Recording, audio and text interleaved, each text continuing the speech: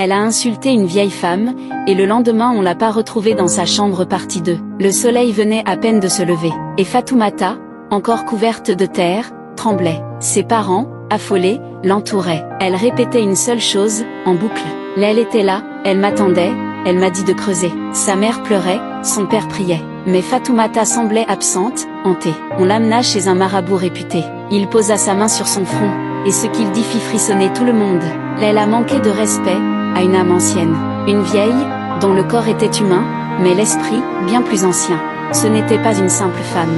Elle l'a maudite. Il alluma une bougie noire, versa de l'eau dans une calebasse, et murmura des prières. Puis il déclara, « Cette nuit-là, la vieille est venue. Elle l'a menée dans le monde des morts. Si elle n'avait pas été retrouvée avant l'aube, son âme aurait été perdue à jamais. » Le marabout conseilla de faire des sacrifices, de nourrir les pauvres, et surtout, d'honorer les personnes âgées, même celles qui n'ont plus rien. Fatoumata resta enfermée plusieurs semaines.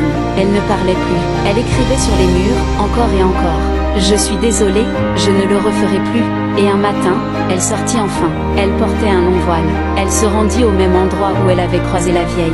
Elle nettoya, balaya, et attendit. Mais la vieille ne revint jamais. Depuis ce jour, Fatoumata devint humble, silencieuse, respectueuse.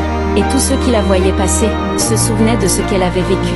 Et eux aussi, baissaient les yeux devant les anciens. Car dans ce village, on n'oublia jamais la malédiction de la vieille au balai.